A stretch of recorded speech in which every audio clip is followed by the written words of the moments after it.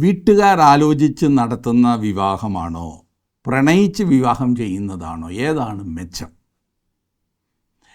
ജീവിത പങ്കാളിയെ തിരഞ്ഞെടുക്കുന്നതിന് അനുഷ്ഠിക്കേണ്ട ഏതെങ്കിലും പ്രമാണമുണ്ടോ?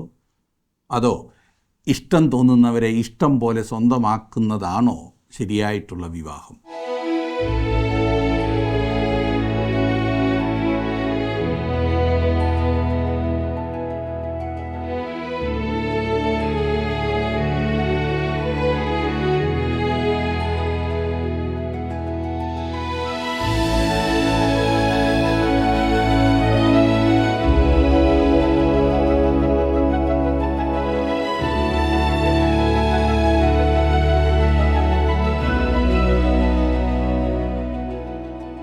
ജീവസന്ദേശത്തിലേക്ക് സ്വാഗതം. മനുഷ്യൻ തൻ്റെ സ്വാർത്ഥ താല്പര്യങ്ങൾക്കായി പലതും മലിനപ്പെടുത്തിയെങ്കിലും ദൈവത്താൽ സ്ഥാപിതമായതെല്ലാം നല്ലതും മനോഹരവും അനുഗ്രഹിക്കപ്പെട്ടതുമാകുന്നു എന്ന് നമുക്കറിയാം. ഉൽപ്പത്തി പുസ്തകം 24-ാം അധ്യായത്തിൻ്റെ 1 മുതൽ 30 വരെയുള്ള വാക്യങ്ങൾ.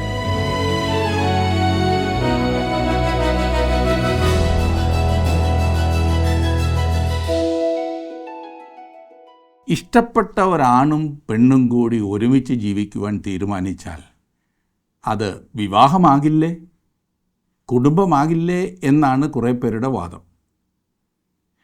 അതിനെന്തിനാണ് ഈ ജാതി, മതം, ഭാഷ, സഭ, ദൈവം എന്നിവയൊക്കെ ഇടയ്ക്ക് കയറി വരുന്നത്? ഒരു വിധത്തിൽ ചിന്തിച്ചാൽ അത് ന്യായമായൊരു വാദം തന്നെയാണെന്ന് തോന്നും, ഇല്ലേ? ചിലർക്ക് അല്പം കൂടി പുരോഗമനവാദികളായി അഭിനയിച്ച് ചോദിക്കുന്ന ചോദ്യങ്ങളുണ്ട്. ആയുസ് മുഴുവൻ ഒരു വ്യക്തിയോടുകൂടെ മാത്രം ജീവിക്കുന്നത് എന്തിനാണ്? ഇഷ്ടം പോലെ ഇഷ്ടം തോന്നുന്നവരുടെ കൂടെ എല്ലാം ജീവിച്ചാൽ എന്താണ് കുഴപ്പം? നല്ല നല്ല ചോദ്യങ്ങൾ.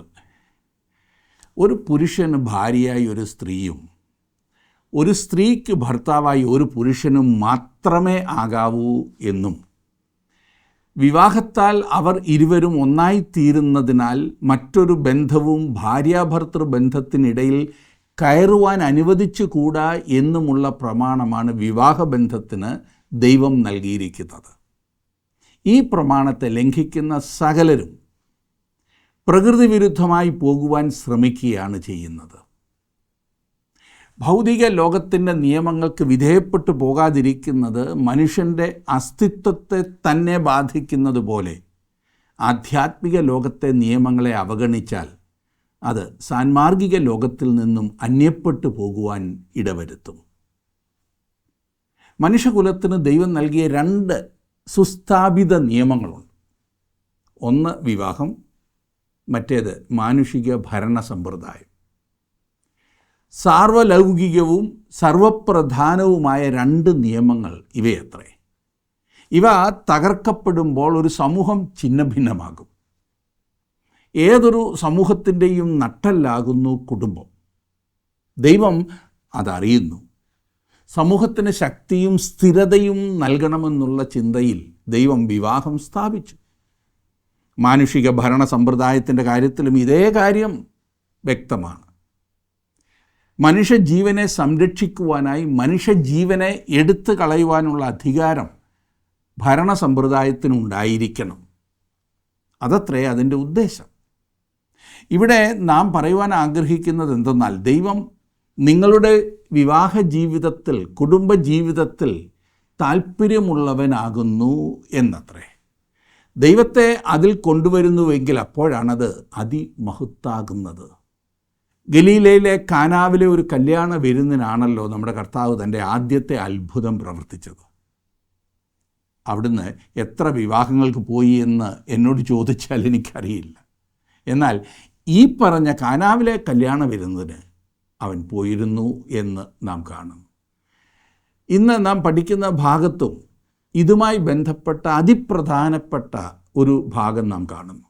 ഉൽപ്പത്തി പുസ്തകം 24-ാം അധ്യായത്തിൽ അബ്രഹാം തൻ്റെ മകൻ ഇസഹാക്കിന് ഒരു ഭാര്യയെ അന്വേഷിക്കുവാനായി തൻ്റെ ദാസനെ അയക്കുന്നു. ഉൽപ്പത്തി പുസ്തകം 24-ാം അധ്യായത്തിൻ്റെ 1-ാം വാക്യത്തിൽ നാം വായിക്കുന്നത്, അബ്രഹാം വയസ്സ് ചെന്ന് വൃദ്ധനായി.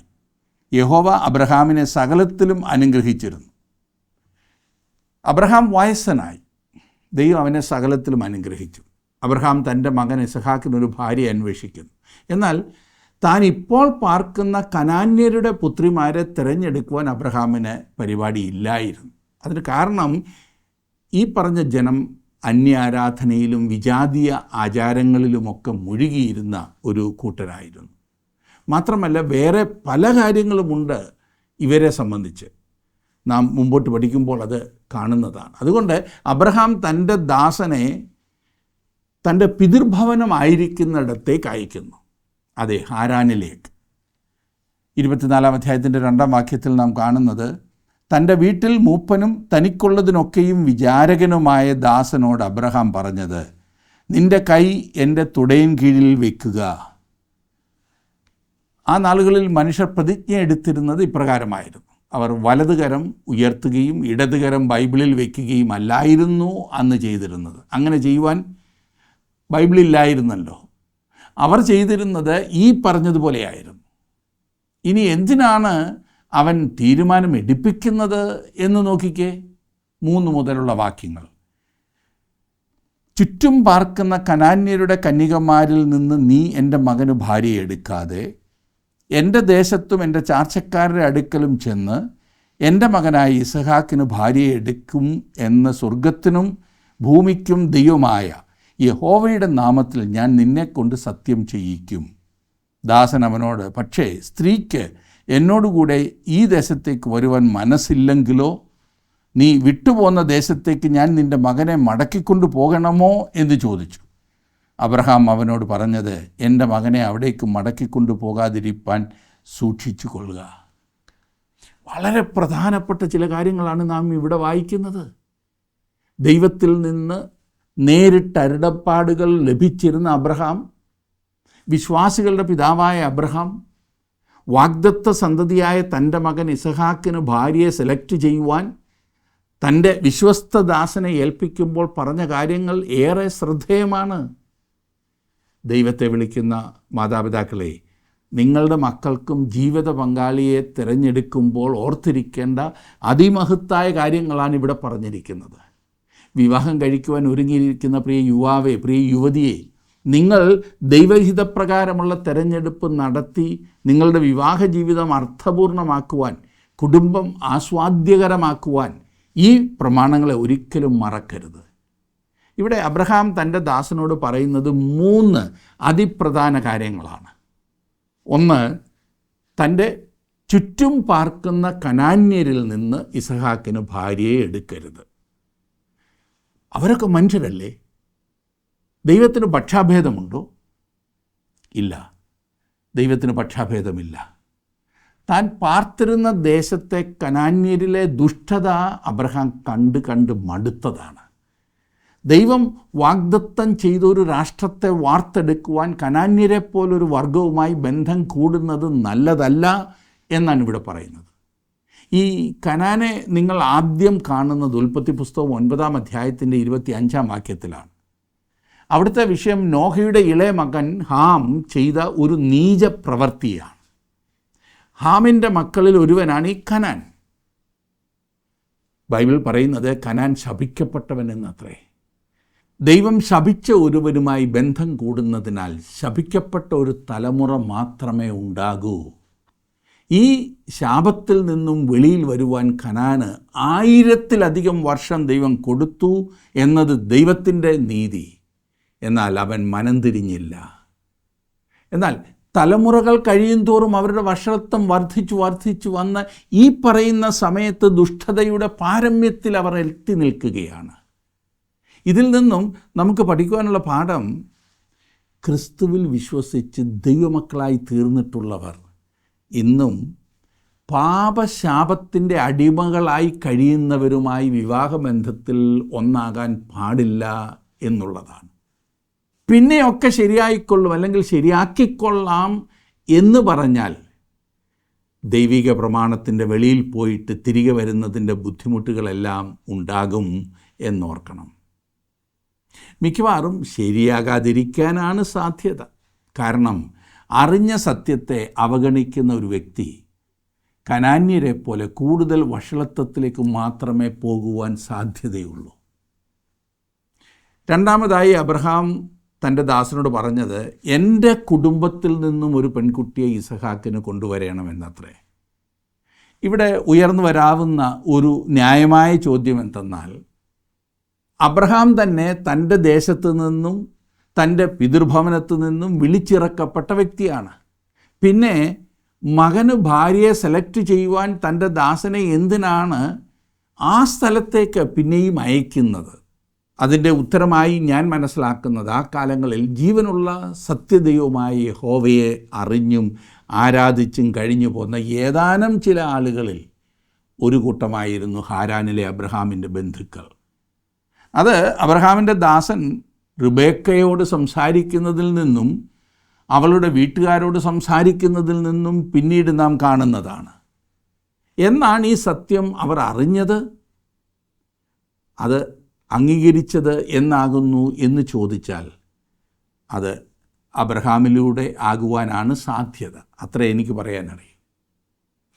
ജീവിത പങ്കാളിയെ സെലക്ട് ചെയ്യുമ്പോൾ അത് സ്വന്തം സഭയിൽ നിന്നും സ്വന്തം ജാതിയിൽ നിന്നും ഭാഷയിൽ നിന്നും സംസ്കാരത്തിൽ നിന്നും അതുപോലെ ഒരേ പഠിത്തം, ഒരേ ധനസ്ഥിതി, ഒരേ ജോലി തുടങ്ങിയവയൊക്കെ നോക്കി വേണം എന്നതല്ല ഇവിടുത്തെ പ്രമാണം. ശ്രദ്ധിച്ചോണം. നമ്മുടെ തന്നെ പശ്ചാത്തലത്തിൽ നിന്നുമുള്ള ഒരു വ്യക്തിയെ ജീവിത പങ്കാളിയായി സെലക്ട് ചെയ്താൽ മാനുഷികമായി അഡ്ജസ്റ്റ്മെൻറ്റ് കുറേ എളുപ്പമാകും എന്നേ ഉള്ളൂ. അല്ലാതെ ഇത് ദൈവിക പ്രമാണമാക്കി തെറ്റിദ്ധരിപ്പിക്കുവാൻ ഇടയാകരുത്. പലരും ഇക്കാര്യത്തിൽ നിർബന്ധം പിടിക്കുന്നത് സ്വന്തം നിലനിൽപ്പിന് വേണ്ടിയാണ്, അല്ലെങ്കിൽ മറ്റുള്ളവരെ തങ്ങളെക്കാൾ താണവരായി കാണുന്നത് കൊണ്ടാണ്. അത് തെറ്റാണ്. രണ്ടു കൂട്ടം മനുഷ്യരേ ഉള്ളൂ, ദൈവമക്കളും ദൈവമക്കളായി തീർന്നിട്ടില്ലാത്തവരും. ദൈവമക്കൾ ജീവിത പങ്കാളികളെ സെലക്ട് ചെയ്യുമ്പോൾ ദൈവമക്കളിൽ നിന്ന് തന്നെ വേണം എന്നാണ് ഇവിടുത്തെ പ്രമാണം. താൻ വിട്ടുപോകുന്ന ദേശത്തേക്ക് ഇസഹാക്കിനെ മടക്കിക്കൊണ്ടു പോകുന്ന ഒരു ബന്ധമാകരുത് എന്നും കൂടി അബ്രഹാം ദാസനോട് പറയുന്നു. അബ്രഹാമിനെ ദൈവം ഒരു പ്രത്യേക ഉദ്ദേശത്തിന് വേണ്ടി വിളിച്ചു വേർതിരിച്ചതാണ്. ലോകരക്ഷകനായ ക്രിസ്തു ഈ ഭൂമിയിൽ വന്ന് പിറക്കുന്നതിനുള്ള ഒരു വംശത്തെ വാർത്തെടുക്കുകയായിരുന്നു ദൈവത്തിൻ്റെ ആ പരമോന്നതമായ ലക്ഷ്യം. അബ്രഹാമിന് ആ വിളി വ്യക്തമായി അറിയുകയും ചെയ്യാമായിരുന്നു. ഉൽപ്പത്തി പുസ്തകം 12-ാം അധ്യായത്തിൽ ദൈവം അബ്രഹാമിനെ വിളിക്കുന്നതിനെക്കുറിച്ച് രേഖപ്പെടുത്തിയിരിക്കുന്ന ഭാഗത്ത് ത്രിവിധ വാഗ്ദത്തങ്ങളാണ് ദൈവം അബ്രഹാമിന് നൽകുന്നത്. 1, വാഗ്ദത്ത ദേശം, കനാൻ ദേശം. 2, പ്രത്യേക ജാതിയാക്കും. 3, അബ്രഹാം അഥവാ അവൻ്റെ വംശം മൊത്തം ലോകത്തിന് ഒരു അനുഗ്രഹമായിരിക്കും. ഈ 3 അനുഗ്രഹങ്ങൾ പ്രാപിക്കണമെങ്കിൽ ആ വംശം ആ ദേശത്ത് തന്നെ, അതായത് വാഗ്ദത്ത ദേശത്ത് തന്നെ ആയിരിക്കണം. അതുകൊണ്ടാണ് അബ്രഹാം ഇത്ര നിഷ്ഠയോടെ തൻ്റെ ദാസനോട് ഈ ആജ്ഞ നൽകുന്നത്. ഈ പ്രമാണത്തെ വളരെ തെറ്റായും സങ്കുചിതമായും ചിന്തിക്കുകയും വ്യാഖ്യാനിച്ച് പഠിപ്പിക്കുകയും ചെയ്യുന്നവരുണ്ട്. ഇത് സഭ മാറുന്നതിനെക്കുറിച്ചോ മതം മാറുന്നതിനെക്കുറിച്ചോ ഒന്നുമല്ല പറയുന്നത്. താങ്കളും ഞാനും കർത്താവായ യേശുക്രിസ്തുവിൽ വിശ്വസിച്ച് വീണ്ടും ജനനം പ്രാപിക്കുമ്പോൾ നമ്മെക്കുറിച്ചുള്ള ദൈവഹിതം അവിടുന്ന് നമുക്ക് മനസ്സിലാക്കി തരുന്നു. അതിനനുസരിച്ച് വേണം നാം മുമ്പോട്ട് പോകേണ്ടത്. അല്ലാത്ത പക്ഷം നാം അനുഗ്രഹം പ്രാപിക്കില്ല, മറ്റുള്ളവർക്ക് നാം ഒരു അനുഗ്രഹമാകുകയുമില്ല. നിങ്ങളെക്കുറിച്ചുള്ള ദൈവഹിതത്തിൽ നിന്നും നിങ്ങളെ പിൻപോട്ട് പിടിക്കുന്ന ഒരു വിവാഹ ബന്ധത്തിലും ചെന്ന് ചാടരുത്. അതാണ് ഇവിടുത്തെ പ്രമാണം. എത്ര മഹത്തായ പാഠങ്ങളാണ് അബ്രഹാമിൻ്റെ ജീവിതത്തിൽ നിന്ന് നമുക്ക് ലഭിക്കുന്നതില്ലേ.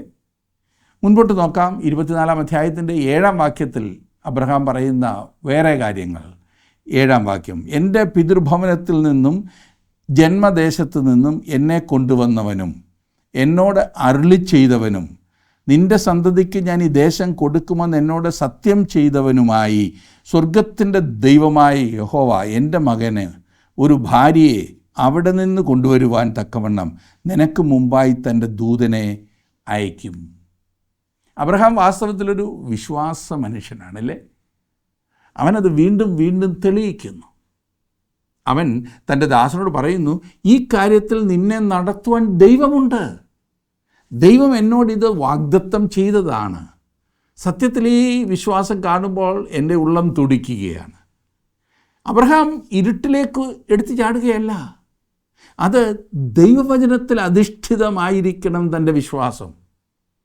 പലരും പറയാറുണ്ട്, ഞാൻ ദൈവത്തിൽ വിശ്വസിക്കുന്നു, ഇത് സംഭവിക്കുക തന്നെ ചെയ്യുമെന്ന്. അത് കൊള്ളാം, ദൈവത്തെ നിങ്ങൾക്ക് വിശ്വസിക്കുവാൻ സാധിക്കുന്നത് മനോഹരമാണ്. എന്നാൽ അവനിൽ നിന്ന് നിങ്ങൾ എന്തെങ്കിലും എഴുതി വാങ്ങിച്ചിട്ടുണ്ടോ? അബ്രഹാം എപ്പോഴും അത് എഴുതി കയ്യിൽ കിട്ടുവാൻ ചോദിച്ചിരുന്നു. ദൈവത്തിൽ നിന്ന് അവനത് എഴുതി കിട്ടുക തന്നെ ചെയ്തു. ദൈവം അബ്രഹാമുമായി ഒരു ഉടമ്പടി ചെയ്തു എന്നാണ് നാം വായിക്കുന്നത്. അബ്രഹാം വാസ്തവത്തിൽ പറയുന്നത്, ദൈവം എന്നോട് പറഞ്ഞതാണ് എൻ്റെ മകൻ ഇസഹാക്കിൻ്റെ സന്തതിയിലൂടെ ദൈവം ലോകത്തെ അനുഗ്രഹിക്കുവാൻ പോവുകയാണെന്ന്. അതുകൊണ്ട് ഒരു കാര്യം ഉറപ്പായിരിക്കാം, അവിടെ ഇസഹാക്കിനൊരു വധുവിനെ ദൈവം ഒരുക്കിയിട്ടുണ്ട്. ദൈവം പറഞ്ഞതിന് പ്രകാരം വിശ്വസിച്ച് മുൻപോട്ട് പോകുവാൻ അബ്രഹാം തയ്യാറായി. ഈ കാലങ്ങളിൽ നാം മൂഢരാകേണ്ട ഒരു കാര്യവുമില്ല. വിശ്വാസം എന്നത് മൂഢത്തരമല്ല, അത് വ്യക്തമായി ഒന്നിൽ ആശ്രയിക്കുന്നതാണ്. അതെപ്പോഴും യുക്തിപരമാണ്. അതൊരിക്കലും ഇരുട്ടിലേക്കുള്ളൊരു കുതിപ്പല്ല, എന്തെങ്കിലും സംഭവിക്കട്ടെ എന്നൊരു ചിന്തയുമല്ല. ഉറപ്പായിട്ടാണ് വിശ്വസിക്കുന്നത്. അബ്രഹാമിന് ഉറപ്പായിരുന്നു. എത്ര നല്ല മാതൃകയല്ലേ? 8-ാം വാക്യത്തിൽ നാം വായിക്കുന്നു, എന്നാൽ സ്ത്രീക്ക് നിന്നോടുകൂടെ വരുവാൻ മനസ്സില്ലെങ്കിൽ നീ ഈ സത്യത്തിൽ നിന്ന് ഒഴിഞ്ഞിരിക്കും. എൻ്റെ മകനെ അവിടേക്ക് മടക്കിക്കൊണ്ടു പോകുക മാത്രം അരുത്. എന്താണ് അതിൻ്റെ അർത്ഥം? ഞാൻ ചിന്തിക്കുന്നത് അബ്രഹാം പറഞ്ഞതിൻ്റെ അർത്ഥം ഇപ്രകാരമാണ്. ദൈവത്തിന് വേറൊരു മാർഗത്തിലൂടെ ഇത് ചെയ്യുവാൻ കഴിയുമെന്നാണ് ഇത് ഉദ്ദേശിക്കുന്നത്. അതെന്തായിരിക്കുമെന്ന് എനിക്കറിയില്ല. എന്നാൽ ഒരു ദൈവമില്ലാത്ത പെൺകുട്ടിയെ എൻ്റെ മകൻ വിവാഹം ചെയ്യുവാനോ ഞാൻ വിട്ടിട്ട് പോകുന്ന സ്ഥലത്തേക്ക് എൻ്റെ മകനെ കൊണ്ടുപോകുവാനോ ഒന്നും ഇടയാകരുത്. അത് ദൈവം ആഗ്രഹിക്കുന്നില്ല. എന്നെ ശ്രദ്ധിക്കുന്ന പ്രിയ സുഹൃത്തേ, വിശ്വാസം എന്ന് പറഞ്ഞാൽ അതാകുന്നു. വിശ്വാസം എന്നാൽ ദൈവവചനാനുസരണമായി പ്രവർത്തിക്കുന്നതാണ്. വിശ്വാസം ഏതിലെങ്കിലും ഉറച്ചു നിൽക്കും. നാം ദൈവത്തിൻ്റെ വചനം വിശ്വസിക്കുവാൻ ദൈവം ആഗ്രഹിക്കുന്നു. നിങ്ങൾക്ക് എന്തെങ്കിലും ചെയ്തു തരുന്നതിലേക്ക് ദൈവത്തിന് സമ്മർദ്ദം ചെലുത്തുവാൻ നിങ്ങൾക്കും എനിക്കും സാധിക്കില്ല. ദൈവത്തിൻ്റെ ഹിതം എന്തായിരുന്നാൽ തന്നെയും അതിനുവേണ്ടിയാണ് നാം ആഗ്രഹിക്കേണ്ടത്. ആ ദൈവഹിതം എന്നിൽ ദൈവം നിറവേറ്റുമ്പോൾ അതെനിക്ക് സൗകര്യമാണെങ്കിലും അസൗകര്യമാണെങ്കിലും അംഗീകരിക്കുവാനും സന്തോഷത്തോടെ മുൻപോട്ട് പോകുവാനുമുള്ള ദൈവകൃപ, അതാണ് നമുക്ക് ആവശ്യം. നമ്മുടെ ആവശ്യങ്ങൾ അവൻ്റെ അടുത്തേക്ക് കൊണ്ടുചെല്ലണമെന്ന് ദൈവം നമ്മെക്കുറിച്ച് ആഗ്രഹിക്കുന്നു. എന്നാൽ എപ്രകാരമാണ് നമ്മുടെ അപേക്ഷയ്ക്ക് മറുപടി നൽകേണ്ടത് എന്ന് തീരുമാനിക്കേണ്ടത് ദൈവമാണ്. അതിന് വിട്ടുകൊടുക്കുന്നതല്ലേ നല്ലത്? അബ്രഹാമിന് ചാരുവാൻ ചിലതുണ്ട്. അവൻ ദൈവത്തിൽ നിന്നും ഒന്നും പിടിച്ചെടുക്കുകയല്ല. അവൻ പറയുന്നു, ഈ പദ്ധതി നടക്കാത്ത പക്ഷം അത് ചെയ്തെടുക്കുവാൻ ദൈവത്തിന് വേറെ പദ്ധതിയുണ്ട്. 9-ാം വാക്യത്തിൽ നാം കാണുന്നു, അപ്പോൾ ദാസൻ തൻ്റെ യജമാനനായ അബ്രഹാമിൻ്റെ തുടയൻ കീഴിൽ കൈവച്ച് അങ്ങനെ അവനോട് സത്യം ചെയ്തു. അങ്ങനെ ആ ദാസൻ പ്രതിജ്ഞയെടുത്തിട്ട് ഇസഹാക്കിന് ഒരു മണവാട്ടി അന്വേഷിച്ചു പോകുന്നു. 10-ാം വാക്യത്തിൽ നാം കാണുന്നു, അനന്തരം ആ ദാസൻ തൻ്റെ യജമാനൻ്റെ ഒട്ടകങ്ങളിൽ 10 ഒട്ടകങ്ങളെയും യജമാനനുള്ള വിവിധമായ വിശേഷ വസ്തുക്കളെയും കൊണ്ട് പുറപ്പെട്ട് മെസൊപ്പൊത്താമിയയിൽ നാഹോരിൻ്റെ പട്ടണത്തിൽ ചെന്നു. ഇസഹാക്കിന് ഭാര്യ അന്വേഷിച്ച് പുറപ്പെടുന്ന ദാസൻ തന്നോടൊപ്പം 10 ഒട്ടകങ്ങളെ കൊണ്ടുപോകുന്നു. അങ്ങനെ ഒട്ടകത്തെ മാത്രമല്ല ആയിരിക്കുമല്ലോ കൊണ്ടുപോകുന്നത്, അതിന്മേൽ ആളും കാണുമല്ലോ. അതിൻ്റെ അർത്ഥം അവൻ തന്നോടൊപ്പം ഒരു നല്ല കൂട്ടം ദാസന്മാരുമായി മുൻപോട്ട് പോവുകയാണ്. ഇവിടെ നാം വായിച്ച വേറൊരു കാര്യം, യജമാനനുള്ളതായ വിശേഷ വസ്തുക്കളോടും എന്ന്. വേറൊരു വിധത്തിൽ പറഞ്ഞാൽ അബ്രഹാമിനുള്ള സകലത്തിൻ്റെയും ചുമതല ഈ ദാസനായിരുന്നു. 11-ാം വാക്യത്തിൽ, വൈകുന്നേരം സ്ത്രീകൾ വെള്ളം കോരുവാൻ വരുന്ന സമയത്ത് അവൻ ഒട്ടകങ്ങളെ പട്ടണത്തിന് പുറത്തൊരു കിണറ്റിനരികെ നിർത്തി പറഞ്ഞതെന്തെന്നാൽ, ആ കാലങ്ങളിൽ സ്ത്രീകൾ വളരെയധികം പണിയെടുത്തിരുന്നു എന്ന് നമുക്കറിയാം. ഇന്നും കുറവല്ല. കന്നുകാലികളെ നോക്കുന്നതും അവയ്ക്ക് ആവശ്യമായ വെള്ളം കൊണ്ടുപോയി കൊടുക്കുന്നതുമൊക്കെ സ്ത്രീകളായിരുന്നു. പുരുഷന്മാർ കൃഷിയിലും കച്ചവടത്തിലും മറ്റും വ്യാപൃതരായിരുന്നു. എന്തായിരുന്നാലും വെറുതെ ഇരുന്ന് സമയം കളയുന്നവർ ആരുമില്ലായിരുന്നു എന്ന് ചുരുക്കം. ഇവിടെ ഇതാ ഈ ദാസൻ ദൈവത്തിൽ ആശ്രയിച്ച് നിൽക്കുകയാണ്. ഇക്കാര്യങ്ങളെല്ലാം അബ്രഹാം ദൈവകരങ്ങളിൽ ഇട്ടതുപോലെ തന്നെ ഇതാ അവൻ്റെ ദാസനും ചെയ്യുന്നു. 12 മുതൽ 14 വരെയുള്ള വാക്യങ്ങളിൽ അവൻ്റെ പ്രാർത്ഥനയാണ് നാം കാണുന്നത്. എൻ്റെ യജമാനനായ അബ്രഹാമിൻ്റെ ദൈവമായ യഹോവേ, എൻ്റെ യജമാനനായ അബ്രഹാമിനോട് കൃപ ചെയ്ത് ഇന്ന് തന്നെ കാര്യം സാധിപ്പിച്ച് തരയണമേ. ഇതാ ഞാൻ കിണറ്റിനരികെ നിൽക്കുന്നു. ഈ പട്ടണക്കാരുടെ കന്യകമാർ വെള്ളം കോരുവാൻ വരുന്നു. നിൻ്റെ പാത്രം ഇറക്കി എനിക്ക് കുടിപ്പാൻ തരയണം എന്ന് ഞാൻ പറയുമ്പോൾ, കുടിക്ക, നിൻ്റെ ഒട്ടകങ്ങൾക്കും കുടിപ്പാൻ കൊടുക്കാമെന്ന് പറയുന്ന സ്ത്രീ തന്നെ നീ നിൻ്റെ ദാസനായ ഇസഹാക്കിന് നിയമിച്ചവളായിരിക്കട്ടെ. നീ എൻ്റെ യജമാനനോട് കൃപ ചെയ്തു എന്ന് ഞാൻ അതിനാൽ ഗ്രഹിക്കും. അബ്രഹാമിൻ്റെ ദാസൻ്റെ പ്രാർത്ഥനയാണിത്. നാം അവിടെ കാണുന്നത് ഇപ്രകാരമാണ്: ദൈവമേ, ഈ പട്ടണക്കാരുടെ മക്കൾ ഇപ്പോൾ ഇവിടെ വെള്ളം കോരുവാൻ വരും. അതിൽ ഏതിനെയാണ് തിരഞ്ഞെടുക്കേണ്ടതെന്ന് എനിക്കറിയില്ല. ഏതിനെയെങ്കിലും തിരഞ്ഞെടുക്കുവാനാണ് എന്നോട് പറഞ്ഞിരിക്കുന്നത്. അതുകൊണ്ട് ഞാൻ തിരഞ്ഞെടുക്കുന്നത് നിൻ്റെ തിരഞ്ഞെടുപ്പ് തന്നെ ആയിരിക്കണമേ ദൈവമേ. വേറൊരു വിധത്തിൽ പറഞ്ഞാൽ, ശരിയായ തിരഞ്ഞെടുപ്പ് നടത്തേണ്ടതിനായി ഈ ദാസൻ ദൈവത്തോട് അപേക്ഷിക്കുകയാണ്. ഞാനൊന്ന് ചോദിക്കട്ടെ, അവൻ ആരെ ആയിരിക്കും തിരഞ്ഞെടുക്കുന്നത്? നല്ല ചോദ്യം. അവനൊരു പുരുഷനാണ്. അവിടെ വരുന്നതിൽ ഏറ്റവും സുന്ദരിയായ കന്യകയെ തന്നെ അവൻ തൻ്റെ യജമാനന് ഭാര്യയായി തിരഞ്ഞെടുക്കും. അങ്ങനൊരു കാര്യം ഉറപ്പാക്കിക്കൂ. അതായത് റിബേക്ക സൗന്ദര്യവതിയായ ഒരു സ്ത്രീയായിരുന്നു. അത് വളരെ നല്ല കാര്യം. സൗന്ദര്യം പിശാചിൽ നിന്നുമാകുന്നു എന്ന് പഠിപ്പിക്കുന്ന ചില ആളുകളുണ്ട്. അവർ പറയുന്നത് സാത്താനാണ് സൗന്ദര്യം ഉള്ളതെന്നാണ്. അവനെ വെളിച്ചദൂതൻ എന്നാണല്ലോ പറഞ്ഞിരിക്കുന്നത്. എന്നാൽ ഈ പറഞ്ഞ സൗന്ദര്യം മുഴുവൻ അവനില്ല. ദൈവമാകുന്നു സകലത്തിൻ്റെയും സൃഷ്ടാവ്. അവൻ സൃഷ്ടിക്കാത്ത ഒരു സൂര്യാസ്തമനമോ മനോഹരമായ ഒരു പുഷ്പമോ ഒരു പ്രകൃതി സൗന്ദര്യമോ ഒന്നും നിങ്ങൾക്ക് കാണുവാൻ സാധിക്കില്ല. അവൻ സ്ത്രീകളെ സുന്ദരിമാരായി തന്നെ സൃഷ്ടിക്കുന്നു. അതുകൊണ്ട് ഒരു തെറ്റുമില്ല. സൗന്ദര്യം ശാപമല്ല. പലപ്പോഴും മനുഷ്യൻ്റെ കണക്ക് കൂട്ടലാണ് തെറ്റുന്നത്. സൗന്ദര്യത്തിന് മനുഷ്യൻ കൊടുത്തിരിക്കുന്ന പലവിധ കണക്ക് കൂട്ടലുണ്ടല്ലോ, അത് അവൻ്റെ ഇഷ്ടത്തിനനുസരിച്ച്. ഉള്ള സൗന്ദര്യം കൂടി ഇല്ലാതാക്കുന്ന വസ്ത്രധാരണം ഒന്നും ചെയ്യേണ്ടതില്ല. ഇല്ലാത്ത സൗന്ദര്യം ഉണ്ടാക്കാനും ശ്രമിക്കരുത്. ഇവിടെ അബ്രഹാമിൻ്റെ ദാസൻ ഇവിടെ വരുന്നതായ കന്യകമാരിൽ ഏറ്റവും സുന്ദരിയായവളെ തന്നെ തിരഞ്ഞെടുക്കുന്നു എന്ന കാര്യത്തിൽ ഒരു സംശയവുമില്ല. അങ്ങനെ തിരഞ്ഞെടുക്കുവാൻ സാധിക്കുന്നില്ലെങ്കിൽ അവൻ കഴിവില്ലാത്തൊരു ദാസനായിരിക്കുമല്ലോ. അബ്രഹാം ഒരിക്കലും അങ്ങനൊരുത്തനെ വെച്ചിരിക്കില്ല. ഇനിയും 15ഉം 16ഉം വാക്യങ്ങളിൽ നാം കാണുന്നത്, അവൻ പറഞ്ഞു തീരും മുമ്പേ അബ്രഹാമിൻ്റെ സഹോദരനായ നാഹോറിൻ്റെ ഭാര്യ മിൽക്കായുടെ മകൻ ബെഥുവേലിൻ്റെ മകൾ റിബേക്ക തോളിൽ പാത്രവുമായി വന്നു.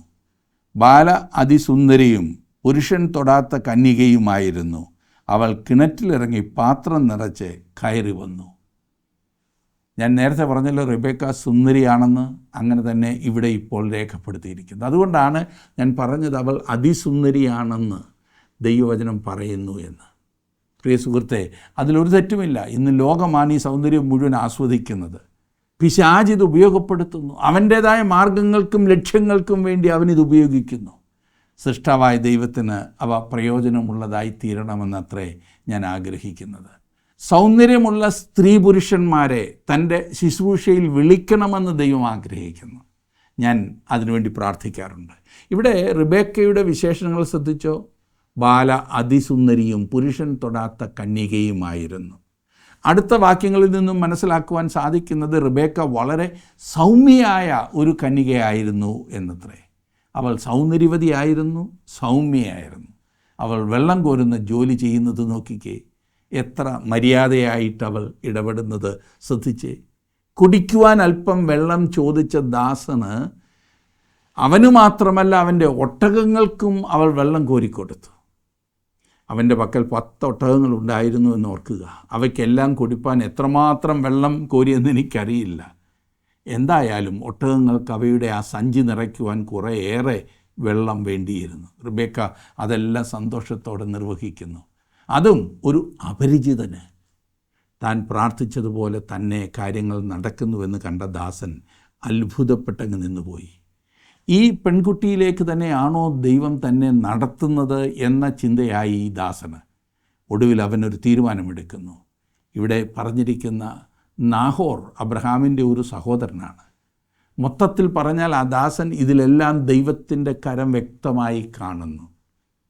ദൈവം നമ്മെ നടത്തുന്നതും നയിക്കുന്നതും എത്ര അത്ഭുതകരമാണല്ലേ. 27-ാം വാക്യത്തിൽ കാണുന്നത്, എൻ്റെ യജമാനനായ അബ്രഹാമിൻ്റെ ദൈവമായ യഹോവ വാഴ്ത്തപ്പെട്ടവൻ. അവൻ എൻ്റെ യജമാനനോടുള്ള ദയയും വിശ്വസ്തതയും ഉപേക്ഷിച്ചിട്ടില്ല. ഈ യാത്രയിൽ യഹോവ എന്നെ എൻ്റെ യജമാനൻ്റെ സഹോദരന്മാരുടെ വീട്ടിലേക്ക് നടത്തിക്കൊണ്ട് വന്നല്ലോ എന്ന് പറഞ്ഞു. ഇവിടെ ഇത് അതിമഹത്തായൊരു പ്രസ്താവനയാണ്. ഈ യാത്രയിൽ യഹോവ എന്നെ നടത്തിക്കൊണ്ട് വന്നല്ലോ. അവൻ്റെ വഴിയിൽ പോകുവാൻ താല്പര്യപ്പെടുന്നവരെ കർത്താവ് എന്നും നടത്തുന്നവനാണ്. അവൻ്റെ ഇഷ്ടം ചെയ്യുവാൻ ആഗ്രഹിക്കുന്നവരെ അവൻ അതിൽ ആക്കും. ആഗ്രഹമുള്ളൊരു ഹൃദയത്തെ ഏത് സമയവും നടത്തുവാൻ നമ്മുടെ കർത്താവ് മതിയായവനാണ്. 28, 29 വാക്യങ്ങളിൽ നാം കാണുന്നു, ബാല ഓടിച്ചെന്ന് അമ്മയുടെ വീട്ടുകാരെ ഈ വസ്തുത അറിയിച്ചു. റിബേക്കായ്ക്ക് ഒരു സഹോദരനുണ്ടായിരുന്നു, അവന് ലാബാൻ എന്നു പേർ. ലാബാൻ പുറത്ത് കിണറ്റിങ്കൽ ആ പുരുഷൻ്റെ അടുക്കൽ ഓടിച്ചെന്നു. അവൻ മൂക്കുത്തിയും സഹോദരിയുടെ കൈമേൽ വളയും കാണുകയും ആ പുരുഷൻ ഇന്ന പ്രകാരം എന്നോട് പറഞ്ഞു എന്ന് തൻ്റെ സഹോദരിയായ റിബേക്കയുടെ വാക്ക് കേൾക്കുകയും ചെയ്തപ്പോൾ ആ പുരുഷൻ്റെ അടുക്കൽ ചെന്നു. അവൻ കിണറ്റിങ്കൽ ഒട്ടകങ്ങളുടെ അരികെ നിൽക്കുകയായിരുന്നു. നമ്മുടെ ഈ അമ്മാവൻ ലാബാൻ ഇവിടം മുതൽ അവനെ ഒന്ന് ശ്രദ്ധിക്കുന്നത് നല്ലതാണ്. ഭൗതിക കാര്യങ്ങളിൽ മാത്രം മുഴുകിയിരിക്കുകയാണ് ഈ ലാബാൻ. അവൻ്റെ കണ്ണ് എപ്പോഴും അതിൽ തന്നെയാണ്. എന്താണ് ഇവിടെ തന്നെ സംഭവിക്കുന്നതെന്ന് നാം കാണുന്നു. 30-ാം വാക്യത്തിൽ നാം അതാണ് വായിച്ചത്. മനസ്സിലായോ? ഇപ്പോൾ ലാബാൻ ഇപ്പോഴും അബ്രഹാമിൻ്റെ ദാസൻ വെളിയിൽ കിണറ്റിനരികെ തന്നെ നിൽക്കുകയാണ്. ആരെങ്കിലും റിബേക്കയുടെ വീട്ടിൽ നിന്നും വെളിയിൽ വന്ന് ദാസനെ വീട്ടിനകത്തേക്ക് ക്ഷണിക്കുമോ എന്നറിയുവാനാണ് അവിടെ തന്നെ നിൽക്കുന്നത്. ലാബാൻ്റെ പ്രതികരണം നോക്കിക്കേ. അവൻ മൂക്കുത്തിയും സഹോദരിയുടെ കൈമേൽ വളയും കാണുകയാൽ അവന് മനസ്സിലായി ഈ വന്നിരിക്കുന്ന ആൾ അല്പം പണക്കാരനാണ്. ഇതുപോലുള്ള അവസരങ്ങളൊന്നും പാഴാക്കാത്തവനാണ് നമ്മുടെ ലാബാൻ. എന്തെങ്കിലും സംശയമുണ്ടെങ്കിൽ അല്പം കൂടി കഴിഞ്ഞ് നമ്മുടെ യാക്കോബിനോട് ചോദിച്ചാൽ മതി. യാക്കോബിനേക്കാൾ നല്ല തട്ടിപ്പുകാരനായിരുന്നു ലാബാൻ. മുൻപോട്ട് പഠിക്കുമ്പോൾ നമുക്കിത് കൂടുതൽ മനസ്സിലാക്കാൻ സാധിക്കും. തുടർന്നുള്ള ഭാഗം നമുക്ക് അടുത്ത ക്ലാസ്സിൽ ചിന്തിക്കാവുന്നതാണ്. വളരെ പ്രധാനപ്പെട്ട ഒരുപാട് പാഠങ്ങൾ നമുക്ക് പറഞ്ഞു തരുന്ന ഈ 24-ാം അധ്യായം അനുഗ്രഹീതമായ ഒരു ആലോചനയാണ്. ഇന്നത്തെ വചനം അധികം നിങ്ങൾക്ക് പ്രയോജനം ചെയ്യുവാൻ ദൈവം നിങ്ങളെ അനുഗ്രഹിക്കട്ടെ.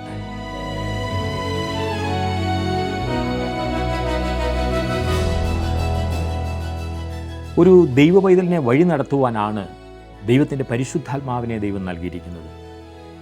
കാര്യസ്ഥൻ, സഹായകൻ, ആശ്വാസപ്രദൻ എന്നിങ്ങനെ നിരവധി പേരുകളിൽ പരിശുദ്ധാത്മാവിനെ തിരുവചനം വെളിപ്പെടുത്തിയിരിക്കുന്നു. എങ്കിലും താൻ സ്വയമായി സംസാരിക്കാതെ ക്രിസ്തുവിനുള്ളതിൽ നിന്നെടുത്ത് നമ്മെ അറിയിക്കുമെന്നും കർത്താവ് പറഞ്ഞതൊക്കെയും നമ്മെ ഓർമ്മപ്പെടുത്തുമെന്നുമാകുന്നു തിരുവചനം പറയുന്നത്. അഥവാ തിരുവചനത്തിലൂടെയാകും പരിശുദ്ധാത്മാവ് നമ്മെ വഴി നടത്തുന്നത്.